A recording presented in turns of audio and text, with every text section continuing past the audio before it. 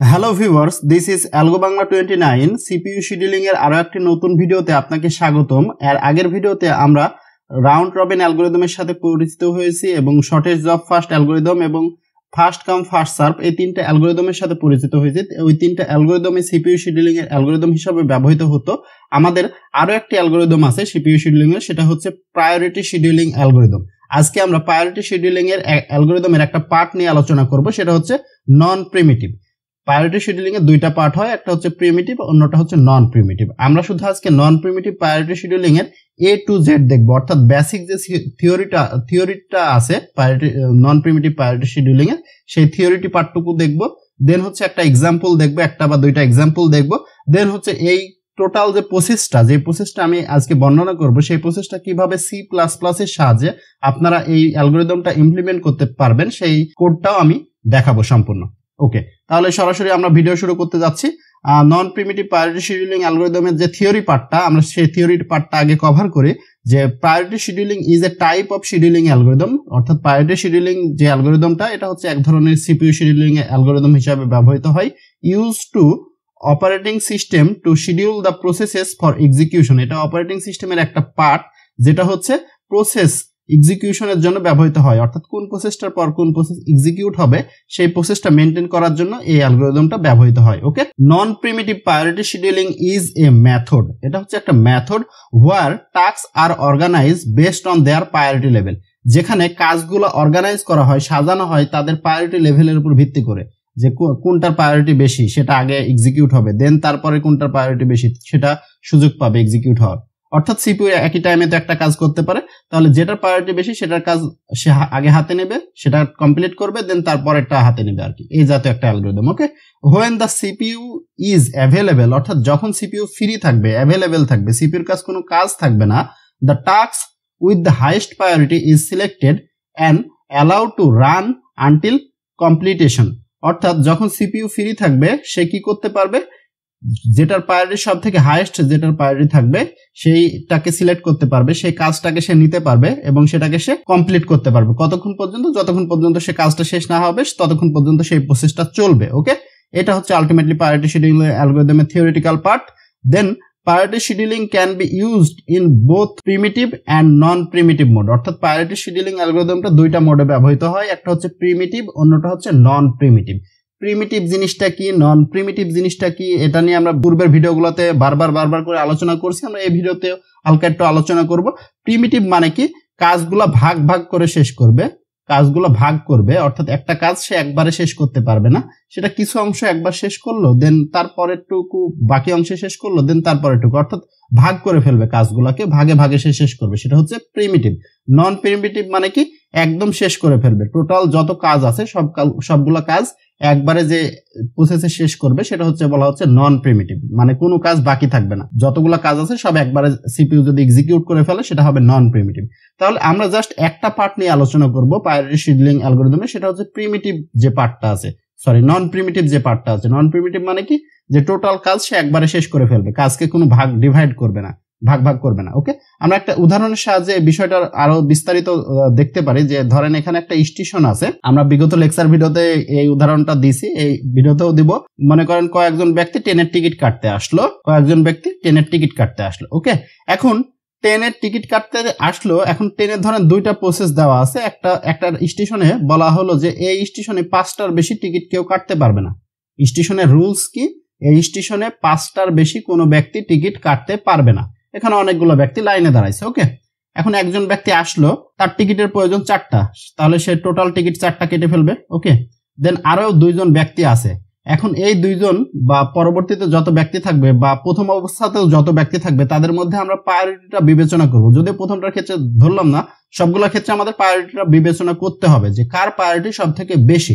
এখন প্রায়োরিটি স্টেশনের টিকিট কাটার ক্ষেত্রে প্রায়োরিটি বিবেচনা কিভাবে আসতে পারে, ধরেন এখানে একজন জেনারেল ব্যক্তি দাঁড়াইছে, এখানে জেনারেল ব্যক্তি, আর এখানে একজন ভিআইপি চলে আসছে, ধরেন কোন একজন বড় মাপের ব্যক্তি চলে আসছে, তাহলে কার প্রায়োরিটি সব থেকে বেশি, জেনারেল পার্সনের না ভিআইপি পার্সনের? অবশ্যই ভিআইপি পার্সনের প্রায়োরিটি বেশি। তাহলে যদিও লাইনের দ্বিতীয় অবস্থানে জেনারেল পার্সন টিকিট কাটার জন্য দাঁড়াইছে, কিন্তু সে টিকিট কাটার সুযোগ পাবে না। সুযোগ পাবে কি, ভিআইপি যে অবস্থানে আছে, ভিআইপির অবস্থান 100 জনের পর হোক কোনো সমস্যা নাই, সে টিকিট কাটার সুযোগ আগে পাবে। তার ধরেন 100টা টিকিটের প্রয়োজন, 100টা টিকিটের প্রয়োজন। কিন্তু ট্রেনের একটা কড়াকড়ি নিয়ম হচ্ছে 5টার বেশি টিকিট কেউ কাটতে পারবে না, সে জেনারেল ব্যক্তি আসুক আর ভিআইপি ব্যক্তি আসুক, 5টার বেশি টিকিট কাটার অগ্রাধিকার কারো রাখা হয়নি। ওকে, তাহলে ভিআইপি ব্যক্তিটা কি করবে, সে প্রথমে 5টা টিকিট কাটবে, কাটার পর পরবর্তীতে তার কতগুলো টিকিট প্রয়োজন হবে, আরো 95টা টিকিট প্রয়োজন হবে। তাহলে সে কি করবে, 5টা টিকিট কাটার পর লাইনের পিছনে চলে আসবে, দেন তার পরবর্তীতে সে আরো 5টা কাটবে, তখন তার টিকিট আরো কয়টা প্রয়োজন, 90টা, দেন আবার সে লাইনের পিছনে চলে আসবে। যদি সে ভিআইপি হয়, যদি তার থেকেও কোনো বড় মাপের ভিআইপি চলে আসে তাহলে আবার সে টিকিট কাটার সুযোগ পাবে না, বড় মাপের যে ভিআইপিটা আসবে সে টিকিট কাটার সুযোগ পাবে। এভাবে এই প্রসেসটা চলতে থাকবে। ওকে, দেন ভিআইপির যদি টিকিট কাটা শেষ হয়ে যায় দেন তারপরে সুযোগ পাবে যে জেনারেল যে পার্সন গুলো আছেন, ভাই আপনারা আসেন, টিকিট কয়টা লাগবে নেন, এই প্রসেসে কাজ করবে। এটা হচ্ছে যে এক্সাম্পলটা দিলাম, এটা হচ্ছে primitive priority scheduling example, primitive priority scheduling অ্যালগরিদমের এক্সাম্পলটা এখানে দিলাম। এখন নন প্রিমিটিভ প্রায়োরিটি শিডিউলিং কি, নন প্রিমিটিভ যে ভিআইপি ব্যক্তিটা আসছে, ভাই তোর কয়টা টিকিট প্রয়োজন, যে ভাই আমার 100টা টিকিট প্রয়োজন, নে ভাই তুই 100টা টিকিট একবারে নিয়ে নে, এইটা হচ্ছে আমাদের নন প্রিমিটিভ। আমরা এইটা নিয়ে আজকে আলোচনা করব। এক্সাম্পল সেম, জাস্ট তার যতগুলো টিকিট লাগবে সে ততগুলো টিকিট একবারে কেটে শেষ করে নিতে পারবে, এটা হচ্ছে আমাদের নন প্রিমিটিভ মোড। ঠিক আছে, ওকে, আমরা সরাসরি একটা এক্সাম্পলে চলে আসবো। আমাদের ফার্স্ট যে এক্সাম্পলটা সেটা আমরা দেখব। এখানে ফার্স্ট এক্সাম্পলটা আমরা দেখার আগে আমাদের 7-8টা বিষয় আমাদের জানা লাগবে, সেগুলো নিয়ে আমরা একটু পরিচিত হই। একটা হচ্ছে প্রসেস আইডি। প্রসেস আইডিটা কি, যে প্রত্যেকটা প্রসেসের জন্য একটা আইডি নাম্বার থাকবে, যে কোনটার প্রসেস আইডি কত। ঠিক আছে, জাস্ট সিরিয়ালি আইডি নাম্বার থাকবে, এটা শুরু হতে পারে 0 থেকে অথবা 1 থেকে, অর্থাৎ ইন্ডেক্স নাম্বার বলতে পারেন, সহজ কথায় প্রোগ্রামের কথা ইন্ডেক্স নাম্বার, যে 1 2 3 4 5 6 7। এখানে কয়টা প্রসেস আছে, টোটাল 7টা প্রসেস আছে, অর্থাৎ 7 জন ব্যক্তি এখানে লাইনে দাঁড়াইছে এবং তাদের প্রায়োরিটি দেওয়া থাকবে যে কোনটার প্রায়োরিটি কত। এখন প্রায়োরিটির ক্ষেত্রে 2টা কেস হইতে পারে। কয়টা কেস হইতে পারে প্রায়োরিটির ক্ষেত্রে, 2টা কেস হইতে পারে। আমরা কেসগুলো একটু দেখি যে প্রায়োরিটিতে কি কি কেস হইতে পারে। 2টা কেস হইতে পারে। একটা কেস কি, higher the number higher the priority, আর একটা হচ্ছে lower the number higher the priority. এই 2টা কেস হইতে পারে। Higher the number higher the priority মানে কি, যে নাম্বারটা বড় সেটার প্রায়োরিটি সব থেকে বড়, বড় নাম্বারের প্রায়োরিটি সব থেকে বড়। আর lower the number higher the priority, এটা মানে কি, যেটার প্রায়োরিটি নাম্বার ছোট সেটার প্রায়োরিটি সব থেকে বেশি। এই 2টা অ্যাপ্রোচে এই অ্যালগরিদমটা কাজ করবে। একটা হচ্ছে higher the number higher the priority, অর্থাৎ আমি আবার বলছি, higher the number higher the priority মানে কি, যদি প্রায়োরিটির নাম্বারটা বড় হয় তাহলে সেটার প্রায়োরিটি বেশি। এটা জেনারেল কেস, আমরা বুঝতে পারছি যে নাম্বারটা বড় সেটার প্রায়োরিটি সব থেকে বেশি। এটা একটা কেস হতে পারে। অন্য একটা কেস হতে পারে কি, lower the number higher the priority, অর্থাৎ যে নাম্বারটা সব থেকে ছোট সেটার প্রায়োরিটি হবে সব থেকে বেশি। এই 2টা অ্যাপ্রোচে কাজ করবে। ওকে, আমরা সরাসরি এক্সাম্পলে চলে আসি। তাহলে প্রসেস আইডিটা বুঝলাম, দেন হচ্ছে আমাদের প্রায়োরিটি, অর্থাৎ প্রত্যেকটা প্রসেসের আন্ডারে একটা করে প্রায়োরিটি দেওয়া থাকবে, যে প্রসেস 1 এর ভাই প্রায়োরিটি 2, প্রসেস 2 এর প্রায়োরিটি 4, প্রসেস 3 এর প্রায়োরিটি 6, প্রসেস 4 এর প্রায়োরিটি হচ্ছে 10। এভাবে হচ্ছে প্রত্যেকটা প্রসেস আইডির জন্য একটা করে প্রায়োরিটি আমাদের দেওয়া থাকবে, ইনপুটে দেওয়া থাকবে। দেন থাকবে হচ্ছে অ্যারাইভাল টাইম। অ্যারাইভাল টাইম জিনিসটা কি, অর্থাৎ কোনো একটা প্রসেস যেই সময় উৎপন্ন হয়েছে বা সৃষ্টি হয়েছে সেই সময়টা হচ্ছে তার অ্যারাইভাল টাইম। অর্থাৎ ট্রেনের যখন টিকিট বিক্রি করা শুরু হয়েছে সেই সময় ফার্স্টে যে লাইনে দাঁড়াইছে সেটা হচ্ছে তার অ্যারাইভাল টাইম, অর্থাৎ যেই সময়ে একজন ব্যক্তি স্টেশনে প্রবেশ করছে, লাইনে দাঁড়াইছে, সেটা হচ্ছে তার অ্যারাইভাল টাইম। দেন হচ্ছে আমাদের লাগবে হচ্ছে ব্রাশ টাইম। ব্রাশ টাইম বলতে আমরা সহজ ভাষায় কি বলতে পারি, যে একজন ব্যক্তির কতগুলা টিকিট প্রয়োজন, নাম্বার অফ টিকিট, যে কতগুলা তার টিকিট কাটার প্রয়োজন, সেটাকে বলা হচ্ছে ব্রাশ টাইম। অথবা যদি আমরা এই অ্যালগরিদমের ভাষায় বলি যে একটা প্রসেস কতক্ষণ সময় পর্যন্ত চলবে, সিপিইউর অ্যাক্সেস পাওয়ার পর থেকে একটা প্রসেস কতক্ষণ সময় পর্যন্ত এক্সিকিউট হবে, সেই টোটাল সময়টাকে বলা হচ্ছে ব্রাশ টাইম। দেন হচ্ছে কমপ্লিটেশন টাইম। ধরেন একজন ব্যক্তি সকাল 6টা লাইনে দাঁড়ালো এবং সকাল 10টায় সে টিকিট হাতে পেল, তাহলে তার কমপ্লিটেশন টাইম কখন, সকাল 10টা। তার লাইনে দাঁড়াইছে কখন, সকাল 6টা। 6টা হচ্ছে তার অ্যারাইভাল টাইম, 10টা হচ্ছে তার কমপ্লিটেশন টাইম। আর ব্রাশ টাইম ধরেন হচ্ছে তার 100টা টিকিট লাগবে, এটা হচ্ছে ব্রাশ টাইম, সহজ কথায়। ঠিক আছে, কমপ্লিটেশন টাইম কি, যে একটা প্রসেস যেই সময় শেষ হবে বা এক্সিকিউট হওয়া কমপ্লিট হয়ে যাবে, একদম ইন্ড হয়ে যাবে একটা প্রসেস, সেই সময়টাকে বলা হচ্ছে তার কমপ্লিটেশন টাইম বা এক্সিস্ট টাইম, অর্থাৎ যেই সময় সে টিকিট কেটে স্টেশন থেকে বের হয়ে যাবে সেটা। ঠিক আছে, দেন হচ্ছে আমাদের আরেকটা জিনিস জানা লাগবে, সেটা হচ্ছে টার্ন অ্যারাউন্ড টাইম।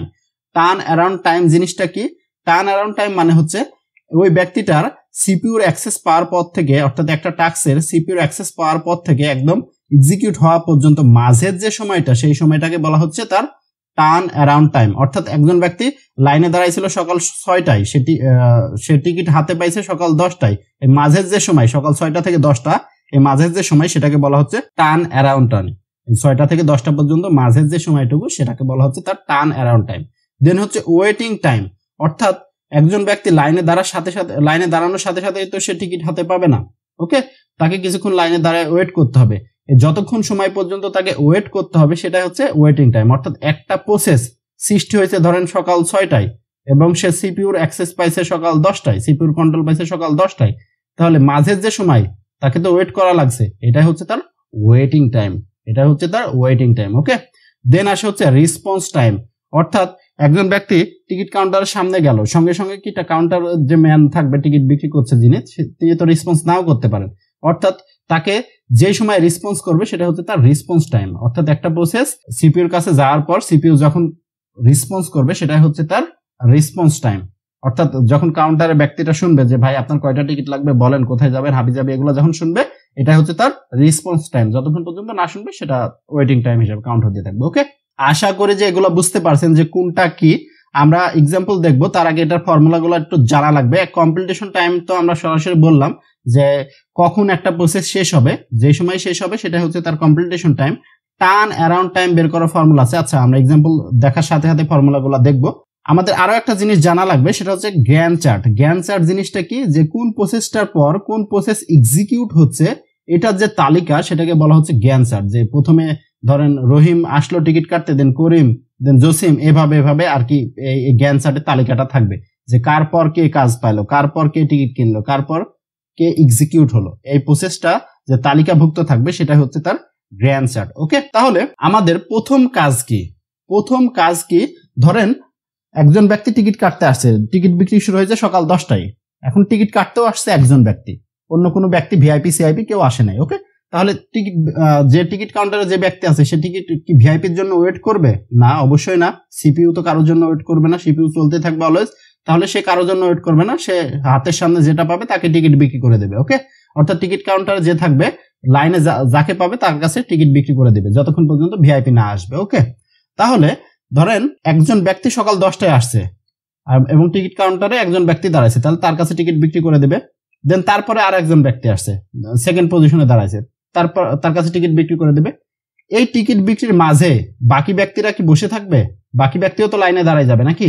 তখন আমাদের বিবেচনা করতে হবে এদের মধ্যে ভাই কে ভিআইপি আছেন, তখন জাজ করা হবে যে কে ভিআইপি কে কি আছে, দেন ভিআইপি কে প্রথমে সুযোগ দেওয়া হবে। ঠিক আছে, আশা করি যে বুঝতে পারছেন যে প্রসেসটা কিভাবে কাজ করছে। তাহলে আমাদের কোন প্রসেসটা বা কোন ব্যক্তিটা আগে লাইনে দাঁড়াইছে সেটা আমাদের জানা প্রয়োজন, সেই সময় আবার ভিআইপি আসছে কিনা সেটাও আমাদের জানা প্রয়োজন। তাহলে কোন ব্যক্তিটা আগে লাইনে দাঁড়াইছে বা কোন প্রসেসটা আগে উৎপন্ন হয়েছে বা সৃষ্টি হয়েছে, অর্থাৎ এটা কোনটা দ্বারা বিবেচনা করা হচ্ছে? অ্যারাইভাল টাইম দ্বারা। অর্থাৎ কোনটার অ্যারাইভাল টাইম সব থেকে কম, কে সব থেকে কম সময় স্টেশনে আসছে সেটা আমাদের জানা লাগবে। এটা জানার জন্য আমাদের কি করতে হবে? টোটাল প্রসেসটাকে আমাদের শর্ট করে নিতে হবে। কি করে নিতে হবে? টোটাল প্রসেসটাকে ফার্স্ট কাজ শর্ট করে নিতে হবে। কিসের উপর ভিত্তি করে শর্ট করে নিতে হবে? অ্যারাইভাল টাইমের উপর বেস করে শর্ট করে নিতে হবে। প্রায়োরিটি সব পরে, আগের অ্যালগরিদমের মতো ফার্স্ট কাজ হচ্ছে আমাদের শর্ট করে নিতে হবে। কোনটার উপর বেস করে শর্ট করে নিতে হবে? অ্যারাইভাল টাইমের উপর বেস করে শর্ট করে নিতে হবে। অর্থাৎ যেটার অ্যারাইভাল টাইম সব থেকে কম সে ফার্স্টে থাকবে। ওকে, তাহলে আমরা এক্সাম্পলটা দেখি কোনটার অ্যারাইভাল টাইম। যে অ্যারাইভাল টাইম কোনটা সব থেকে কম, দেখতে পাচ্ছি যে প্রসেস 1 P1 এর অ্যারাইভাল টাইম 0, সব থেকে কম। তাহলে P1 সিপিইউর কন্ট্রোল সবার প্রথমে পাবে, এটা হচ্ছে প্রসেস আইডি PID P1। তাহলে P1 সিপিইউর কন্ট্রোল সবার প্রথমে পালো। সিপিইউ হচ্ছে 0 থেকে শুরু হয়েছিল, সে কতক্ষণ পর্যন্ত চলবে, অর্থাৎ সে কয়টা টিকিট কাটতে পারবে? ম্যাক্সিমাম 4টা, 4 সেকেন্ড পর্যন্ত অথবা 4 মিনিট পর্যন্ত অথবা 4 ঘন্টা পর্যন্ত চলবে। সিপিইউর অ্যাক্সেস পাইছে কখন? শূন্যতে।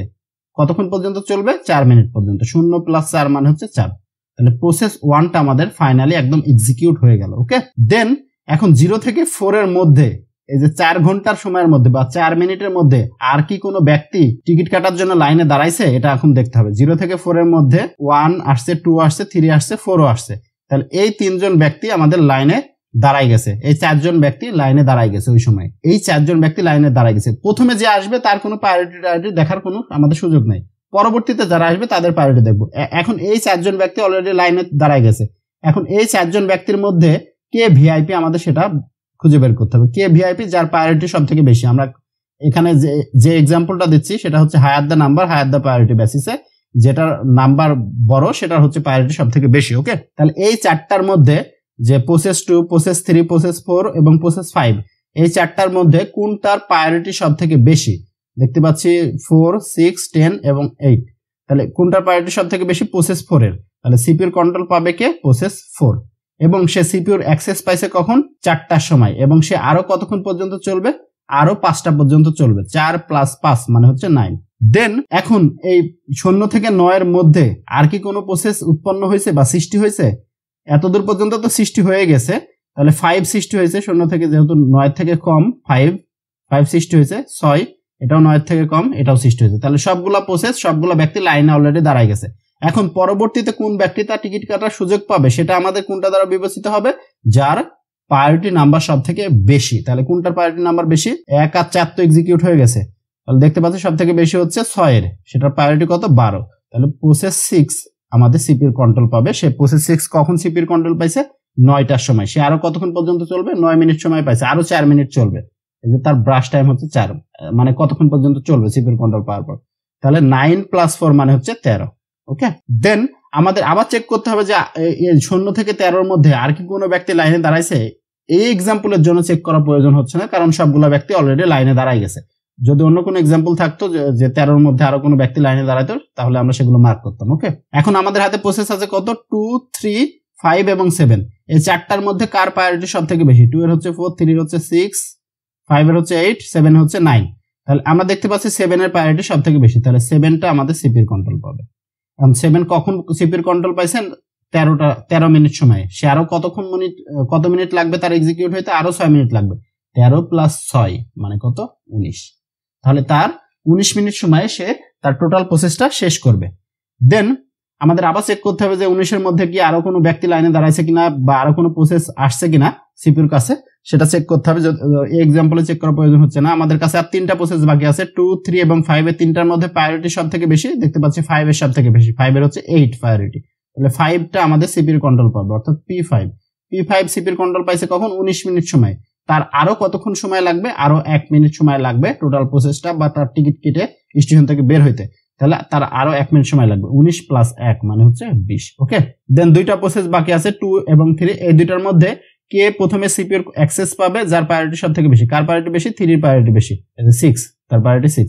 তাহলে P3 সিপিইউর অ্যাক্সেস পেলো কতক্ষণ সময় পাইছে? 20টার সময়, 20 মিনিট সময় পাইছে। এবং কতক্ষণ চলবে? আরো 3 মিনিট চলবে। 20 + 3 মানে হচ্ছে 23। ওকে, দেন আর একটা প্রসেসই বাকি আছে, তাহলে তার চেক করার কোনো প্রয়োজন নেই। একটা প্রসেস অলরেডি সিপিইউর কন্ট্রোল আমাদের পেয়ে যাবে, সেটা হচ্ছে P2। কখন পাইছে? 23 মিনিট সময়ে। তার আরো কত মিনিট সময় প্রয়োজন? আরো 2 মিনিট সময় প্রয়োজন। 23 + 2 মানে হচ্ছে 24। সবগুলা প্রসেস আমাদের গ্যান্ট চার্টে চলে আসছে। ওকে, এখন আমাদের বের করতে হবে এই 4টা জিনিস কিন্তু আমাদের ইনপুটে দেওয়া থাকবে, যে প্রসেস আইডি, তার প্রায়োরিটি, তার অ্যারাইভাল টাইম, তার ব্রাশ টাইম। এই 3টা জিনিস আমাদের কিসে দেওয়া থাকবে? ইনপুটে দেওয়া থাকবে। এখন লাগবে হচ্ছে কমপ্লিটেশন টাইম, যে প্রসেস 1 কখন কমপ্লিট হয়েছে। অর্থাৎ রাইট সাইডে যে ভ্যালুটা থাকবে সেটা হচ্ছে তার কমপ্লিটেশন টাইম। যে প্রসেস 1 0তে সিপিইউর কন্ট্রোল পাইছিল, 4টার সময় বের হয়ে গেছে, তাহলে সে তার কমপ্লিটেশন টাইম হচ্ছে 4। তাহলে সিপিইউ 1 এর কমপ্লিটেশন টাইম হচ্ছে, প্রসেস 1 এর কমপ্লিটেশন টাইম হচ্ছে 4। প্রসেস 2 এর কমপ্লিটেশন টাইম কত আমাদের দেখতে হবে। প্রসেস 2 কোথায় আছে? এই জায়গায় আছে। তার কমপ্লিটেশন টাইম রাইট সাইডে কত আছে? 24। তাহলে তার কমপ্লিটেশন টাইম হচ্ছে 24। দেন প্রসেস 3 কমপ্লিটেশন টাইম হচ্ছে 23, রাইট সাইডে যেটা থাকবে, অর্থাৎ যে স্টেপে এসে প্রসেস 3টা শেষ হয়ে যাবে। 23 হচ্ছে তার কমপ্লিটেশন টাইম। এগুলো আমাদের আউটপুট করে দেখাতে হবে। দেন প্রসেস 4 এর কমপ্লিটেশন টাইম কত? প্রসেস 4 এর কমপ্লিটেশন টাইম হচ্ছে 9। প্রসেস 4 হচ্ছে 9। দেন আসছে হচ্ছে প্রসেস 5 এর কমপ্লিটেশন টাইম কত? 20, রাইট সাইডে যেটা থাকবে 20। দেন আসছে প্রসেস 6 এর কমপ্লিটেশন টাইম কত? 13। দেন আসছে প্রসেস 7, 19। ওকে, আশা করি যে বুঝতে পারছেন যে আমরা গ্যান্ট চার্ট থেকে কিভাবে কমপ্লিটেশন টাইমটা বের করতে পারি। দেন আমাদের লাগবে হচ্ছে turn around time. Turn around টাইমটা কি? আমরা প্রথমেই আলোচনা করলাম যে একজন ব্যক্তি যে সময়ে উৎপন্ন হবে সেই সময় থেকে তার টিকিট হাতে পাওয়া পর্যন্ত মাঝের যে সময়টা, সেটা হচ্ছে টার্ন অ্যারাউন্ড টাইম। যদি আমরা যে কোনো একটা প্রসেসের ক্ষেত্রে বিবেচনা করি যে প্রসেস 1টা উৎপন্ন হয়েছে কখন? 0টার সময়, এবং সে টিকিট হাতে পাইছে কখন? 4টার সময়। তাহলে 0 থেকে 4 মাঝের যে সময়, সেটা হচ্ছে তার turn around time. Turn around time কত তাহলে 4, প্রসেস 1 এর টার্ন অ্যারাউন্ড টাইম হচ্ছে 4। দেন আমরা যদি প্রসেস 2 এর টার্ন অ্যারাউন্ড টাইমটা বের করি, প্রসেস 2 হচ্ছে কখন উৎপন্ন হয়েছে, প্রসেস 2 উৎপন্ন হয়েছে 1টার সময় এবং সে কখন টিকিট হাতে পাইছে 24টার সময়। তাহলে 24 এবং 1, 24 থেকে 1 থেকে 24 পর্যন্ত মাঝের যে সময়টা, মাঝের সময় কত মিনিট হচ্ছে 23 মিনিট। তাহলে 23 মিনিট হচ্ছে তার টার্ন অ্যারাউন্ড টাইম। তাহলে টার্ন অ্যারাউন্ড টাইম বের করার কি ভাই কোনো ফর্মুলা টর্মুলা আছে নাকি? হ্যাঁ, টার্ন অ্যারাউন্ড টাইম বের করার অবশ্যই ফর্মুলা আছে। টার্ন অ্যারাউন্ড টাইম মানে হচ্ছে সিটি মাইনাস এটি। সিটি মানে কি, কমপ্লিটেশন টাইম থেকে যদি আমরা তার অ্যারাইভাল টাইম বাদ দিই সেটাই হবে তার টার্ন অ্যারাউন্ড টাইম। আমরা যদি এক্সাম্পলগুলো আরেকবার দেখি, কমপ্লিটেশন টাইম কত ছিল 4, অ্যারাইভাল টাইম 0, 4 মাইনাস 0 মানে হচ্ছে 4। কমপ্লিটেশন টাইম কত ছিল 24, 24 মাইনাস অ্যারাইভাল টাইম 1, 24 মাইনাস 1 মানে 23। কমপ্লিটেশন টাইম কত 23, 23 মাইনাস 2 মানে হচ্ছে 21।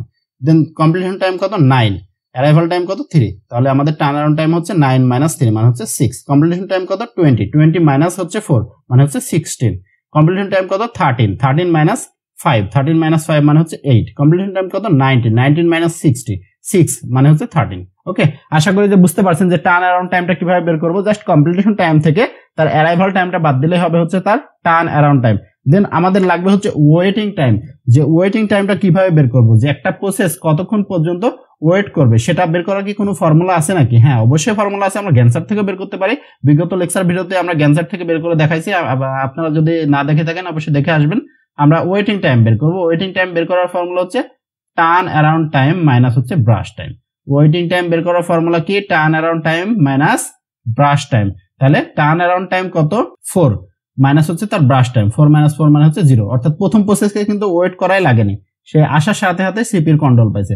দেন দ্বিতীয় প্রসেসটার জন্য turn around time waiting time কত হবে 23 মাইনাস 2, অর্থাৎ টার্ন অ্যারাউন্ড টাইম মাইনাস তার ব্রাশ টাইম, 23 মাইনাস 2 মানে হচ্ছে 21, 21। দেন আমরা যদি তৃতীয় প্রসেসটা দেখি, তৃতীয় প্রসেসের ক্ষেত্রে কি হবে, টার্ন অ্যারাউন্ড টাইম কত 21 মাইনাস হচ্ছে ব্রাশ টাইম, ব্রাশ টাইম হচ্ছে 3 মানে হচ্ছে 18। দেন চতুর্থ প্রসেসের ক্ষেত্রে টার্ন অ্যারাউন্ড টাইম হচ্ছে 6 মাইনাস হচ্ছে 5, 6 মাইনাস 5 মানে হচ্ছে 1। পঞ্চমটার জন্য 16 মাইনাস হচ্ছে তার ব্রাশ টাইম হচ্ছে 1, 16 মাইনাস 1 মানে হচ্ছে 15। দেন তার পরবর্তী 6 নম্বর প্রসেসের জন্য 8 মাইনাস 4, 8 মাইনাস 4 মানে হচ্ছে 4।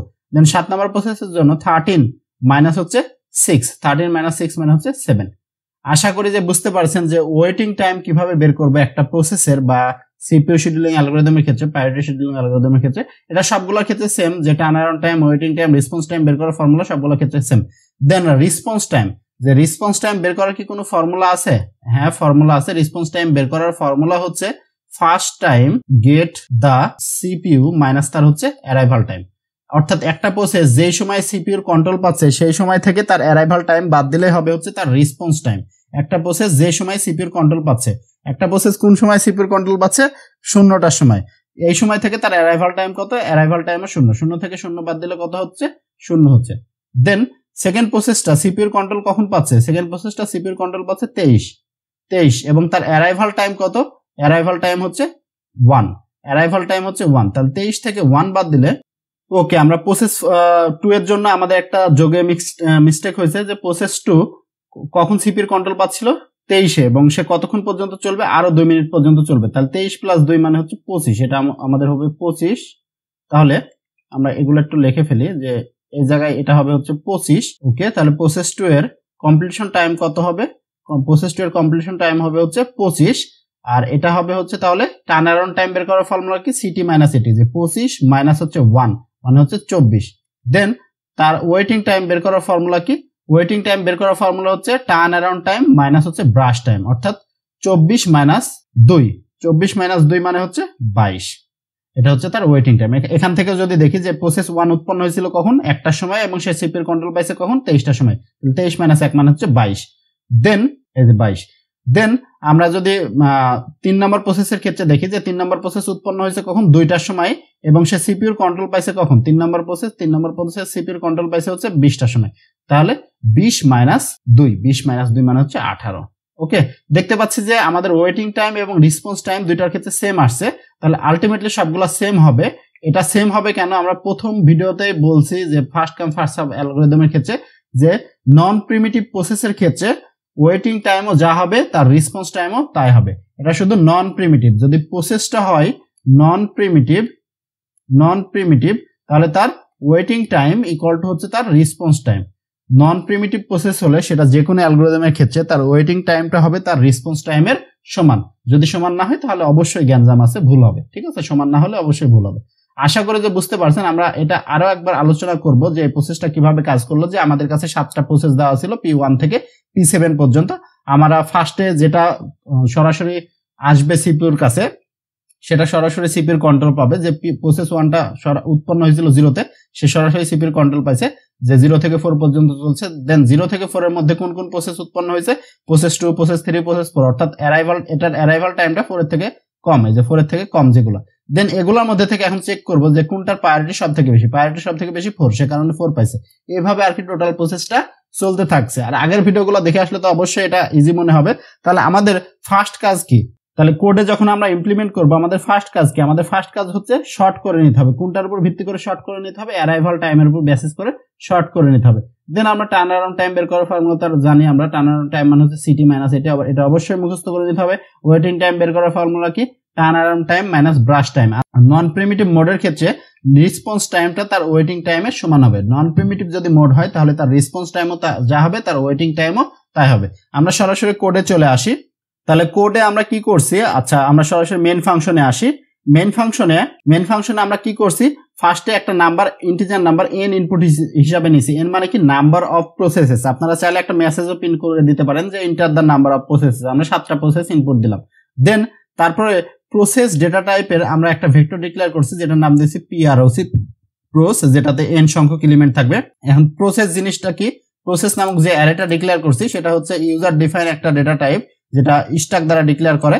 এই যে প্রসেস, এটার মধ্যে আমরা কয়েকটা ভেরিয়েবল রাখছি যে প্রসেস আইডি, তার arrival time, burst time, completion time, turn around time, waiting time, response time এবং তার প্রায়োরিটিটা আমরা একটা ডেটা টাইপের মধ্যে রাখছি। সেটা হচ্ছে স্ট্যাকের সাহায্যে প্রসেস যে ভেরিয়েবলটা ডিক্লেয়ার করছি সেটার মধ্যে রাখছি এবং এই টাইপের n সংখ্যক এলিমেন্ট যুক্ত একটা অ্যারে আমরা ডিক্লেয়ার করলাম। দেন আমরা কি কি জিনিস আমাদের ইনপুট নেওয়া প্রয়োজন? এখানে কি কি ইনপুট নিতে হবে? প্রসেস আইডি, দেন হচ্ছে তার প্রায়োরিটি ইনপুট নেওয়া লাগবে, দেন তার অ্যারাইভাল টাইম, দেন তার ব্রাশ টাইম। এই 4টা জিনিস আমাদের ইনপুটে নেওয়া লাগবে। n সংখ্যক এলিমেন্টের জন্য 4টা জিনিস ইনপুট হিসাবে নেওয়া লাগবে। অর্থাৎ n সংখ্যক প্রসেসের জন্য আমাদের কি কি ইনপুট নেওয়া লাগবে? ভাই, তার প্রসেস আইডিটা ইনপুট নিতে হবে, তার প্রায়োরিটি কত সেটা ইনপুট নিতে হবে, তার অ্যারাইভাল টাইম কত সেটা ইনপুট নিতে হবে, দেন তার ব্রাশ টাইমটা কত সেটা ইনপুট নিতে হবে।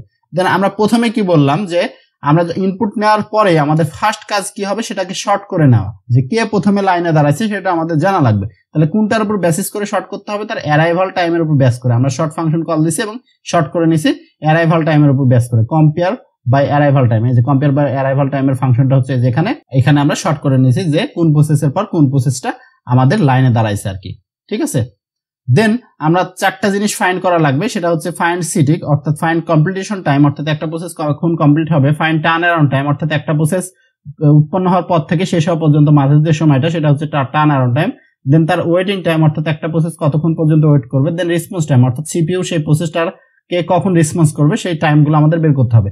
নন প্রিমিটিভ যেহেতু মোড, আমাদের ওয়েটিং টাইমও যা হবে রেসপন্স টাইমও তাই হবে। ওকে, দেন আমরা এই ফাংশনগুলো একে একে সবগুলো দেখব।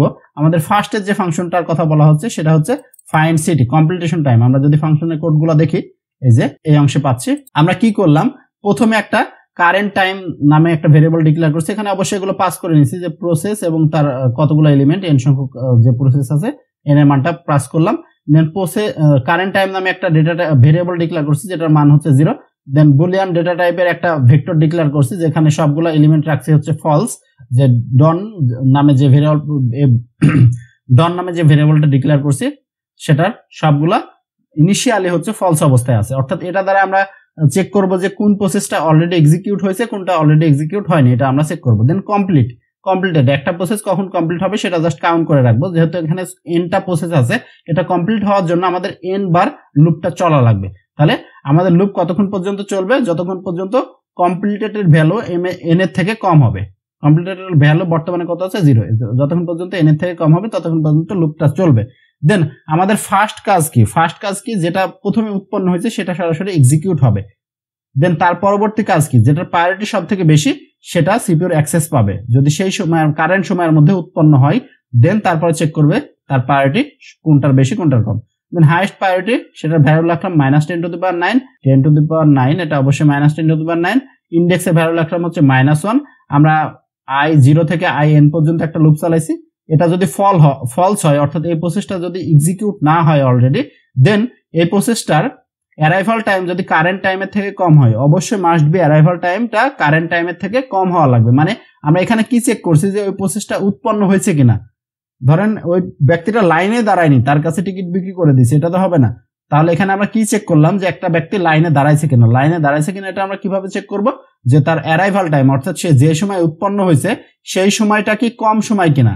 কোন সময়ের থেকে কম সময় কিনা, কারেন্ট সময় অর্থাৎ বর্তমান সময়ের থেকে আগের পূর্বের সময় সে লাইনে দাঁড়াইছে কিনা। বর্তমান সময় থেকে পূর্বের সময় যদি লাইনে দাঁড়ায়, ওকে, সে ভ্যালিড ইউজার আর কি, ভ্যালিড কাস্টমার। ওকে, দেন তারপরে আমরা আরো একটা জিনিস চেক করার প্রয়োজন হয়েছে, সেটা হচ্ছে যে কোনটার প্রায়োরিটি বেশি কোনটার প্রায়োরিটি কম সেটা আমরা চেক করব। তাহলে আমরা প্রায়োরিটির মধ্যে হাইয়েস্ট প্রায়োরিটির মধ্যে কত রাখছি, 10⁻9 -10⁻9। তাহলে প্রসেস আই এর প্রায়োরিটিটা যদি বড় হয়, এটার থেকে বড় হয়, এটার থেকে তো অবশ্যই বড় হবে, অর্থাৎ কোন নাম্বারটা কোনটার প্রায়োরিটি বড় সেটা ম্যাক্সিমাম নাম্বারটা আমরা বের করার চেষ্টা করছি এখানে। তাহলে যদি বড় হয় তাহলে হাইয়েস্ট প্রায়োরিটির মধ্যে প্রসেস আইটা আমরা ইনিশিয়ালাইজ করে দেব, হাইয়েস্ট প্রায়োরিটির মধ্যে প্রসেস আইটা আমরা ইনিশিয়ালাইজ করে দেব, দেন ইনডেক্সের ভ্যালুটা আপডেট করব। ইনডেক্সের ভ্যালু আগে কত ছিল, -1। তাহলে কোন ইনডেক্সের প্রায়োরিটি সব থেকে বেশি হচ্ছে, i তম ইনডেক্সের। এতক্ষণ এই লুপটা কতক্ষণ পর্যন্ত চলতে থাকবে, যতক্ষণ পর্যন্ত যতগুলো প্রসেস উৎপন্ন হবে এবং সেই প্রসেসের মধ্যে যাদের প্রায়োরিটি সব থেকে বেশি ততক্ষণ পর্যন্ত এই প্রসেসটা আমাদের চলতে থাকবে। দেন ইনডেক্সের মান যদি -1 হয়, ইনডেক্সের মান যদি নট ইকুয়াল টু -1 হয়, অর্থাৎ -1 যদি না হয়, অর্থাৎ ইনডেক্স একটা ভ্যালু যদি খুঁজে পাই এখানে, দেন আমাদের কমপ্লিটেশন টাইমটা কি হবে, কারেন্ট টাইমের সাথে যোগ হবে, কারেন্ট টাইমের সাথে তার ব্রাশ টাইমটা যোগ হবে। এখানে তো যোগ হইতে হইতে যাচ্ছিল, এখানে সবগুলো প্রসেসের ক্ষেত্রে তো যোগ হইতে হইতে যাচ্ছিল, যে প্রথমে 0 4, 4 থেকে 5 যোগ হয়েছে, 4 সাথে 5 যোগ হয়ে 9 হয়েছে, 9 সাথে আমাদের কত যোগ হলো, 9 সাথে এটা কোন নাম্বার প্রসেস, 6 নাম্বার প্রসেসের 4 যোগ হয়েছে, 4 যোগ হয়ে 13 হয়েছে, এভাবে যোগ হইতে হইতে যাবে। ওকে, সে কারণে আমরা কি করলাম, এটা কমপ্লিটেশন টাইম কি হবে, কারেন্ট টাইমের সাথে কোনটা যোগ হবে, এই যে ইনডেক্স আই এর ব্রাশ টাইমটা যোগ হবে। ইনডেক্স আই এর কেন ব্রাশ টাইম যোগ হলো, কারণ ইনডেক্স আই এর প্রায়োরিটি সব থেকে বেশি, হাইয়েস্ট প্রায়োরিটি যেটা, সেটার ব্রাশ টাইমটা যোগ হবে। দেন ওই ভ্যালুটা আমরা 2 করে দিলাম, 2 করে দিলাম মানে কি এই প্রসেসটা শেষ হয়ে গেছে, এক্সিকিউট হয়ে উৎপন্ন হয়ে টিকিট কেটে বের হয়ে গেছে স্টেশন থেকে। ওকে, দেন কমপ্লিটেড যে মানটা এখানে যেটা ইন পর্যন্ত চলছিল সেটা একবার ইনক্রিমেন্ট করলাম, যে একটা প্রসেস আমাদের ডান। দেন আমরা কারেন্ট টাইমটা আপডেট হবে, যেহেতু একজন ব্যক্তি টিকিট কাটলো তাহলে তার টিকিট কাটার যে সময়টা সেটা হবে তার কারেন্ট টাইম। এখন তাহলে কারেন্ট টাইমটা হবে প্রসেস আইডিএক্স ইন্টু সিটিএজ, এটাই হবে তার হচ্ছে কারেন্ট টাইম। ওকে, আশা করি যে বুঝতে পারছেন। এটাই হচ্ছে সব থেকে জটিল এখানকার, যে এটুক যদি বুঝে ফেলেন তাহলে আর কোডের কিছুই নাই। যে ফাইন্ড সিটি কমপ্লিটেশন টাইমটা যদি আমরা বের করে ফেলতে পারি, বাদ বাকি সব অ্যাজ ইট ইজ। দেন হচ্ছে turn around time, turn around time বের করার ফর্মুলা তো আমরা জানি, সিটি মাইনাস এটি। তাহলে একটা লুপ চালাইছে আই থেকে এন পর্যন্ত, i0 থেকে এন পর্যন্ত, এবং তার প্রত্যেকটা ক্ষেত্রে সিটি থেকে এটির ভ্যালুটা বাদ দিছি, সেটা হবে তার টার্ন অ্যারাউন্ড টাইম। দেন হচ্ছে ওয়েটিং টাইম, ওয়েটিং টাইম বের করার ফর্মুলা কি, turn around time minus burst time, যে টার্ন অ্যারাউন্ড টাইম থেকে ব্রাশ টাইমটা বাদ দিছি, এবং কোনো ক্ষেত্রে যদি ওয়েটিং টাইম 0 থেকে কম হয় সেক্ষেত্রে 0টা ইনিশিয়ালাইজ করে দিয়েছি। 0 থেকে কম হওয়ার কথা না, উল্টাপাল্টা ইনপুট দিলে 0 থেকে কম হতে পারে, সে কারণে এটা আমরা মেনটেন করছি। ওকে, দেন তার পরবর্তী হচ্ছে রেসপন্স টাইম। আমি পূর্বে আলোচনা করলাম যে নন প্রিমিটিভ মোডের ক্ষেত্রে ওয়েটিং টাইম যা হবে তার রেসপন্স টাইমও তাই হবে। তাহলে রেসপন্স টাইম যদি এখানে ফর্মুলা ইউজ করা হয়েছে, আপনারা চাইলে এখানে ফর্মুলা না দিয়ে সরাসরি ওয়েটিং টাইম এবং রেসপন্স টাইম দুইটা ইকুয়াল করে দিতে পারেন। এখানে আলটিমেটলি সেম কাজটাই করা হয়েছে। আমরা যদি এই লাইনটা আবার লিখি যে process I dot RT equal to হবে হচ্ছে প্রসেস আই ডট তার হচ্ছে এটা কিসের সমান হবে, আমাদের ওয়েটিং টাইমের সমান হবে। ঠিক আছে, এই কাজটা করলে হবে, এই লাইনটা লিখলে হবে, অথবা আপনারা চাইলে ফর্মুলা দিয়ে, এখানে সেম কাজটাই করা হয়েছে। ওয়েটিং টাইম বের করার ফর্মুলাটা কি, ওয়েটিং টাইম হচ্ছে turn around time minus burst time. এই যে এখানে দেখেন টার্ন অ্যারাউন্ড টাইম, এই যে সিটি, টার্ন অ্যারাউন্ড টাইম বের করার আবার ফর্মুলা ব্যবহার করা হয়েছে যে সিটি মাইনাস এটি, সিটি মাইনাস এটি, এটা আমাদের ছিল হচ্ছে turn around time, turn around time minus হচ্ছে প্রসেস বিটি। এই দুইটা ফর্মুলা একসাথে করে একটা বড় লম্বা ফর্মুলা লেখা হয়েছে। অথবা আপনারা চাইলে নন প্রিমিটিভ মোডের ক্ষেত্রে সরাসরি এই ফর্মুলা ইউজ করতে পারেন, যে রেসপন্স টাইম এবং তার ওয়েটিং টাইম দুইটা ভাই সেম হবে। ওকে, এই হচ্ছে কোড। দেন হচ্ছে ফাইনালি আমরা একটা লাইন প্রিন্ট করলাম যে প্রায়োরিটি শিডিউলিং অ্যালগরিদম। দেন হচ্ছে আমরা প্রসেস আইডি, তার প্রায়োরিটি যে এইভাবে প্রিন্ট করার জন্য যেটা লাগে আর কি, তার priority, then arrival time, burst time, completion time, turn around time, waiting time এবং রেসপন্স টাইম এগুলা। দেন হচ্ছে সিরিয়ালে আমরা একটা লুপ চালালাম যে i0 থেকে in পর্যন্ত, এবং সবগুলো প্রসেস আইডি, তার প্রায়োরিটি, দেন হচ্ছে তার অ্যারাইভাল টাইম, দেন হচ্ছে তার ব্রাশ টাইম, দেন হচ্ছে তার কমপ্লিটেশন টাইম, দেন হচ্ছে তার টার্ন অ্যারাউন্ড টাইম, দেন হচ্ছে তার ওয়েটিং টাইম এবং দেন হচ্ছে তার রেসপন্স টাইম। এখানে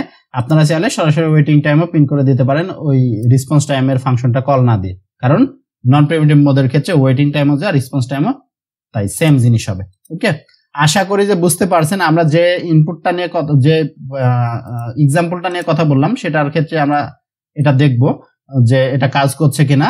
আমরা অলরেডি সেটা ইনপুট নিয়ে রাখছি যে 7টা প্রসেস আছে, ইনপুটগুলো কিভাবে নিতে হবে একবার দেখেন। যে প্রসেস 1 1204 1204 এবং হচ্ছে লাস্টেটা দেখেন 61259 61259 7966 7966 এভাবে আমরা ইনপুট নিলাম এবং এটা রান করার পর আমাদের আউটপুট দেখাচ্ছে। কমপ্লিশন টাইম কত?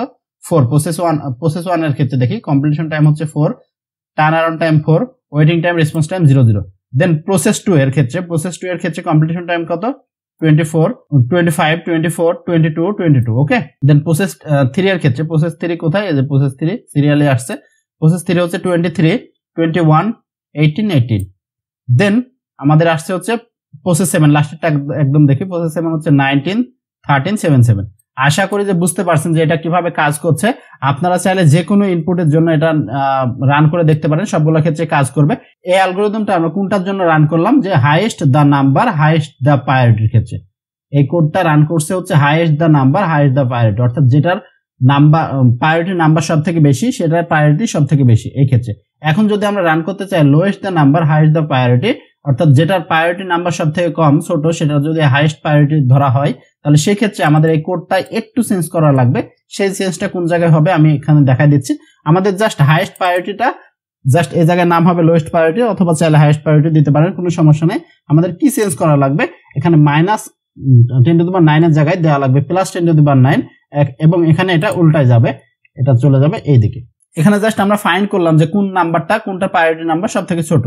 যেটা থেকে যদি এটা বড় হয়, এটা তো কোনো সময় বড় না, তাহলে হাইয়েস্ট প্রায়োরিটি নাম্বারের ক্ষেত্রে এটা ইনিশিয়াল হয়ে যাচ্ছে, অর্থাৎ যেটা সব থেকে ছোট নাম্বার সেটা আমাদের খুঁজে বের করতে, অর্থাৎ এটা তো সব থেকে বড়, আমাদের বড়। তাহলে এই বড় হলে প্রসেস আয়ের মধ্যে হাইয়েস্ট প্রায়োরিটির মধ্যে ছোট মানটা রাখছে, অর্থাৎ যেটা ছোট মান সেটা খুঁজে বের করবে। আমরা যদি এটা রান করি এই কোডের ক্ষেত্রে, এই ইনপুটের ক্ষেত্রে রান করলাম, আমাদের সবকিছু উল্টাই যাবে। যে প্রসেস 1টা আমাদের 4 এ কাজ হচ্ছিল, প্রসেস 1 তো আগে উৎপন্ন হয়েছে, সেটা তো কাজ করবে। দেন প্রসেস 1 কতক্ষণ পর্যন্ত চলছে? 4 মিনিট পর্যন্ত চলছে। এই 4 এর মধ্যে কি কি উৎপন্ন হয়েছিল? 4 এর মধ্যে উৎপন্ন হয়েছে এই যে এটা হচ্ছে আমাদের arrival time. Process 2, process 3, process 4 এবং হচ্ছে প্রসেস 5, এই 5টা প্রসেস আমাদের উৎপন্ন হয়েছে। এই 4টা প্রসেস আমাদের উৎপন্ন হয়েছে। তাহলে এই 4টার মধ্যে কোনটার প্রায়োরিটি সব থেকে কম? প্রায়োরিটি সব থেকে কম দেখতে পাচ্ছি আমরা হচ্ছে প্রসেস 2। তাহলে প্রসেস 2 সিপির কন্ট্রোল পাবে। তাহলে প্রসেস 2 এর আমাদের কমপ্লিশন টাইম কত হবে? 4 + 2 মানে হচ্ছে 6। প্রসেস 2 এর কমপ্লিশন টাইম হচ্ছে 6। ঠিক আছে, এভাবে কাজ করবে। আমরা অনেকগুলো এক্সাম্পল নিচে অলরেডি লিখে রাখছি, আপনারা আমি কোডটা অবশ্যই দিয়ে দেবো। এখানে দেখতে পাচ্ছি এটা একটা এক্সাম্পল, সেটা highest the number highest the প্রায়োরিটির ক্ষেত্রে কাজ করবে। এটা আউটপুটে এগুলো হবে, আপনারা চাইলে সরাসরি হাতে কলমে করে দেখতে পারেন। আমরা অনেকগুলো নাম্বার দিয়ে অনেকগুলো ইনপুট ফাইল এখানে দিয়ে রাখছি, lower the number higher the priority এগুলো দিয়ে রাখছি, অবশ্যই এগুলো দেখতে পারেন। আশা করি যে বুঝতে পারছেন। তারপরে যদি কারো কোনো জায়গায় কোনো অংশে বুঝতে অসুবিধা হয়ে থাকে অবশ্যই কমেন্ট করে জানাবেন। আর এর পরবর্তী যে পার্টটা প্রিমিটিভ প্রায়োরিটি শিডিউলিং অ্যালগরিদম, সেটা নিজে নিজে করার চেষ্টা করবেন। যেটা যদি সেটা নিজে নিজে করতে অসুবিধা হয়ে থাকে অবশ্যই কমেন্ট করে জানাবেন, সেটার ভিডিও দেওয়ার চেষ্টা করব। আদারওয়াইজ হচ্ছে আমরা পরবর্তী লেকচারগুলোতে মুভ করব। ঠিক আছে, আশা করি যে বুঝতে পারছেন। তারপর কারো কোনো জায়গায় বুঝতে অসুবিধা হলে কমেন্ট করে জানাবেন। যারা আমাদের চ্যানেল নতুন ভিউয়ার্স আছেন এবং যারা আমাদের চ্যানেলকে নিয়মিত ফলো করছেন কিন্তু সাবস্ক্রাইব করেন নাই, কিংবা যারা নতুন ভিউয়ার্স আছেন তারা অবশ্যই সাবস্ক্রাইব করবেন। সাবস্ক্রাইব করে বেল বাটনটা প্রেস করে রাখবেন যেন যে কোনো ভিডিওর নোটিফিকেশন সবার আগে আপনি পেয়ে যান। ধন্যবাদ সবাইকে। This is algo Bangla 29। ধন্যবাদ।